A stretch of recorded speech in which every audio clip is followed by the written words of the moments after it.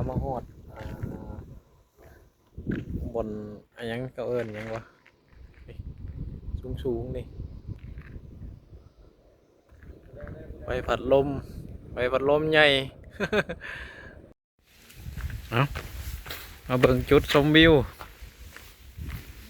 น้ำเซรานองน้ำบ่นี่นะป้าน้ำบ่ได้นี่บ๊อบมาระหว่างทางเกิดยางหัวทางหินเด้ก็เป็นทางยางเลยทุกคนเรียบร้อยฝนก็ตก โอ้ไกลแต่ได้ไอ้น้องเวียดมาซอยขอบใจเด้อเอาเจ้าขอบใจเด้อไว้ซื้อน้ำโน้ซื้อน้ำโน้เอาก็คนละคนเดียวกันแพงจัดโอ้จะเอาน้ำเอาหมวกให้เนี่ยโอ้ขอบใจหลายๆเด้อขอบใจเด้อขอบใจ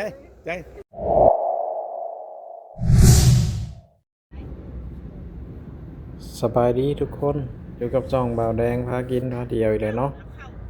มื้อนี้บ่าวแดงสิพาทุกคนไปเที่ยวเมืองนองเนาะทุกคนเนาะไปเที่ยวที่บ่อนเขากำลังผลิตลมเนาะด้วยกังหันลมหรือว่าใบพัดลมผลิตไฟฟ้าเนาะอยู่เมืองนองทุกคนตอนนี้เรากำลังเดินทางจากสวรรณเขตไปเนาะประมาณ200 กว่าลักทุกคนไปเดินทางกันตอนนี้เรามาฮอดเมืองพีนนะทุกคนกำลังสิแวะปั๊มเมืองพีนเนาะออกจากสวรรค์หาเมืองพีนกับประมาณ170 กิโลเนาะทุกคนนี่ระหว่างทางเขากับฝนตกเนาะก่อนที่เขาไม่พีนฝนตกแห้งอยู่ทุกคนอากาศกำลังเย็นช่วงไปเดินทางกันต่อตอนนี้เขามาฮอดเมืองเซโปนแล้วเนาะทุกคนเมืองเซโปนกับประมาณ200 ลัก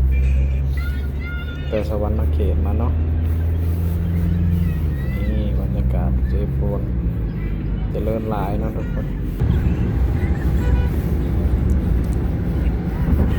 นี่น่าจะเป็นน้ำเซโปนเนาะสะพานใหญ่เลย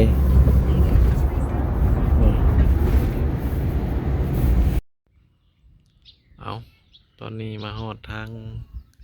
เขาเมืองนองเนาะเดี๋ยวมาแวะกินเขาอาหารตามสั่งแต่ว่าอันนี้บนสถานที่เก็บรถสงครามอย่างสมัยสงครามเนาะอยู่ที่นี่โอ้มันจิตเป็นกระเปิดในเขาอยู่บ่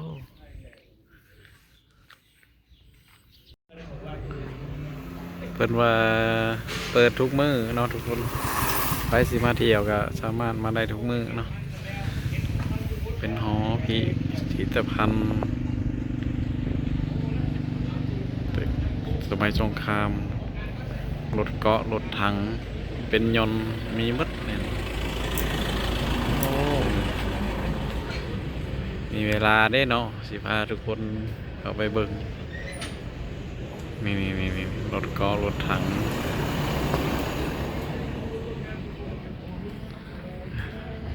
ตอนนี้เรากำลังสั่งเฟออยู่คนหลายคนเดี๋ยวเราจะไปเมืองนองเนาะไปทางนี้เนาะไปเวียกประมาณ30 ลักก็กินข้าวก่อนแป๊บนึงเฟอไปชอบมึงด้วยนะเฟอเซโปนสั่งเขานะเบิ่งดูอึ่งเอาอึ่งมาขายโอ้บักหำบ่มีลมบ่นี่ซ่อมแข่งบ่ เบิ่งเป็นควันตา ตัวย่างได้บ่ตัวย่างเป็นแม่ที่เป็นโลแล้ว พอดีคอยปากแตกที่เขายัง มันยังให้เฮ็ดขึ้นสูงให้อีก ให้เรียกว่าให้เรือเขาไข่ โอ้ยกัน บงละโลเลยป่ะนี่ฮะโอ้มีหยังน้ำอีกอันนี่ฮะ ดิบสุกดิ ปลา เดี๋ยวนี้ปรากฏ แม่น บ้านเฮาคือบ่อยแพงไปนี่มาแต่ทางบ้านโตน่ะอึ่งน่ะ ปลูกปลา ตาเพิ่นอุ้ย ต่อก่อนเบิ่งปลาก่อนปลาหยังอันนี่ฮะ ปลาตัวนี้ เรียกว่าเรือใคร ปลาข้าวมันบ่ปลา ขามัน ปรากฏ ปลากดน้ำปลาเกิงปลาอึ่งไข่เต็มท้อง โลเท่าไหร่ก็200,000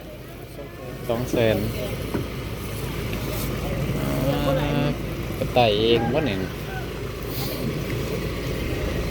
ไปเดินทางต่อขากลับจังหวะกัน มันทายคน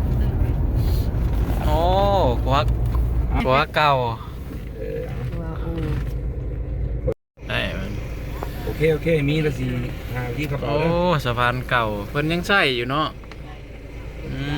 ใช้รถจักรขามอยู่ สิถูกทายว่าหรือได้ไป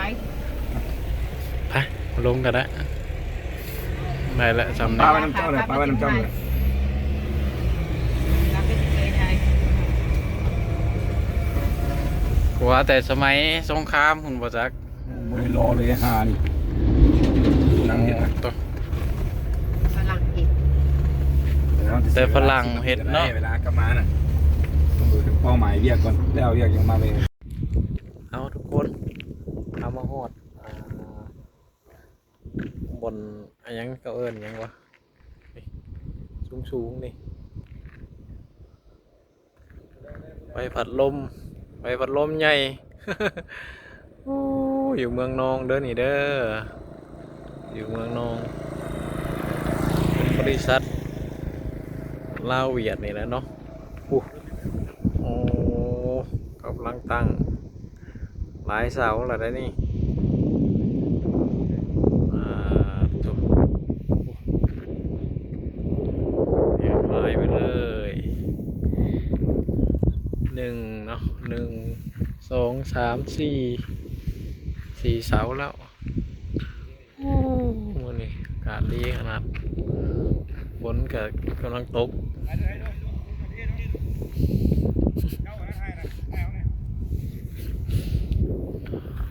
ใบว่าลมใหญ่ลาวเขาก็มีละเด้อคล้ายๆกับอยู่ไสวะเห็นแต่อยู่ต่างประเทศเนาะอันนี้อยู่ลาวเขาก็มีแล้วทุกคนนี่โอ้โห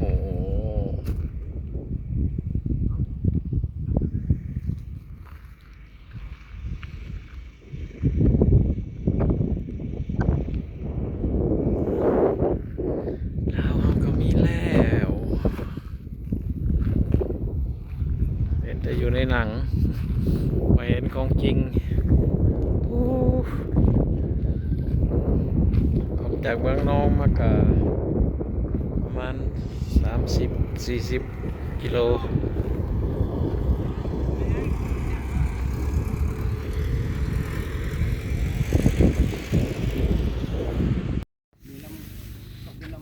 น้าสาวเป็นมาลงเวียกเนาะลงเวียกอยู่นี่แหละเราก็เห็นเวียกเกี่ยวกับไฟฟ้าเนาะ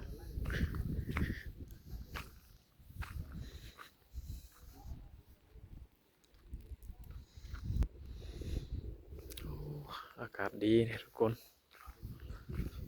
ฝนตกทางเนาะอากาศมันนี่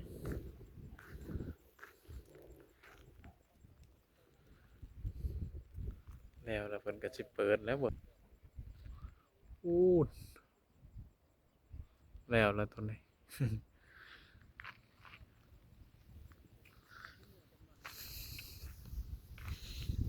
สำอยู่ไต้หวัน โมโหว่าอยู่ไสเนาะเห็นแต่ในหนังอันนี้มาเจอของจริงเลยบริษัทเวียดลาวเวียดกว้าง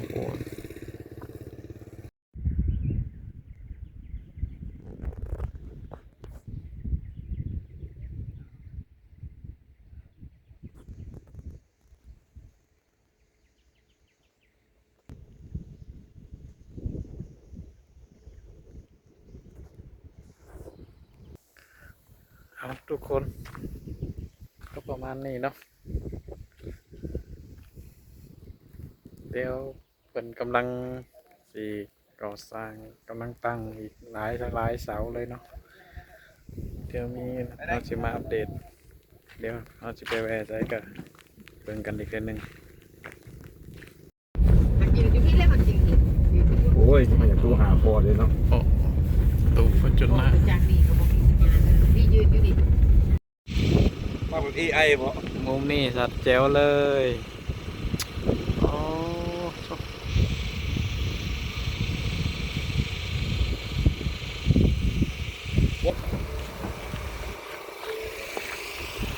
ไปเดินทางต่อมาเบิ่งจุดชมวิวน้ำเซรานอง เห็นบ่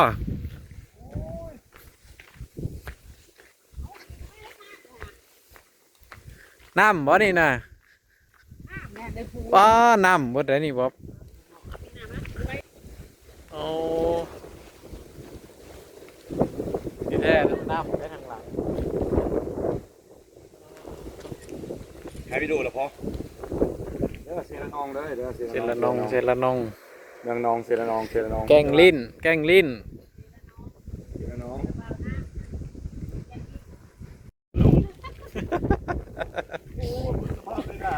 เอาเลย จะได้อากาศฝนตกเลยแนมบ่จากมันเป็นหมอกหมดเลยกลุ่มหมดเลย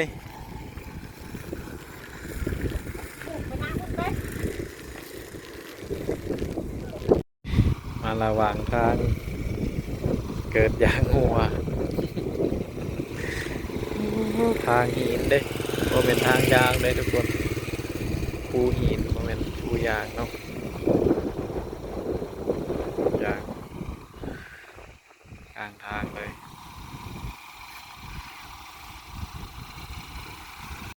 อ้าวดีได้อ้ายเพิ่นเป็นสร้าง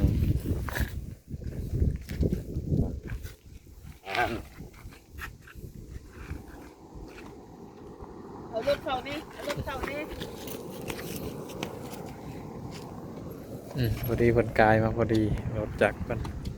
เอาให้เพิ่นซอย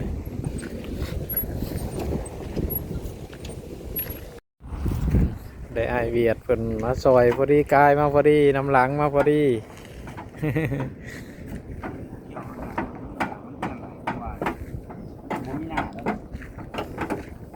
แบบมันคักอะไร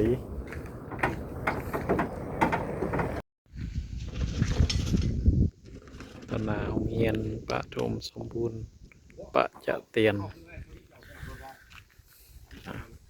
ทีมงานกำลังเปลี่ยนยาง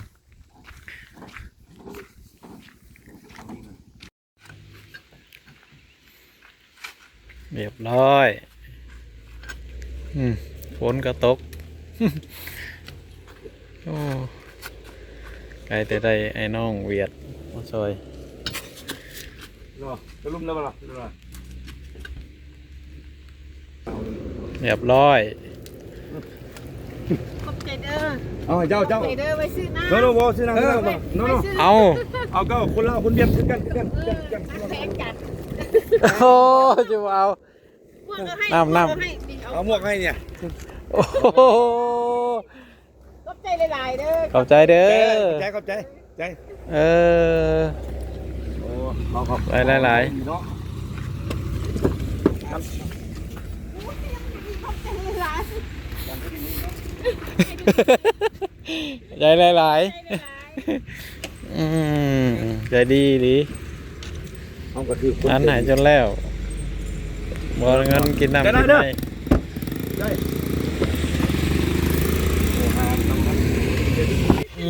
หาใช้ได้ปะ โอ้คนเบียดกัน น้ำใจดีดี เขาเห็นเนาะเขาเห็นน้องเห็นตัวเขานั่นก่อนนั่นนะหมวกให้กระบอกเนาะ ไปบาทนี่ โอ้ได้ทุดินอีกเอ้าเด็ก เฮ็ดบุญด้วยอย่างมื้อนี้เฮา นะ แกงลิ้นบ่ได้แวซ้ำฝนตก งามครับ ฝนตกหนักตอน ให้ นี้ เสียนนึงก็บ่เอาเนาะความใจดีเนาะครับ โอ้แหละแสนหาผม ฮะ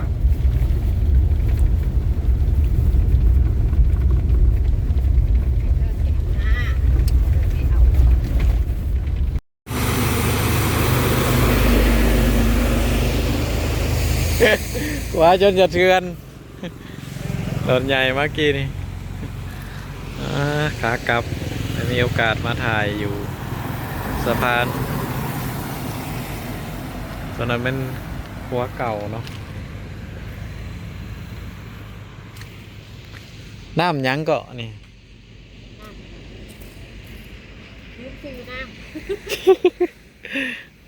จักน้ำเซอย่างนี้เนาะเซละดองบ่สะพาน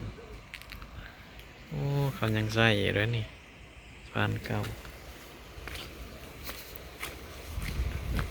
บ๊อบลงมาถ่ายรูปแล้วแม่อ๋อปะหัวเก่าแต่สมัยปลดปล่อยครับอากาศดีฝนก็ตกเช้าแล้วเนาะเอาทุกคนเรากำลังเดินทางกลับสวรรณเขตเนาะนี่ระหว่างทางเอากะมาเห็นอะไรอย่างคล้ายๆอยู่ปารีสประเทศฝรั่งเศสเนาะ จะเป็นชาวเครือข่ายหยังเนาะอยู่ปารานไซเนาะทุกคนนี่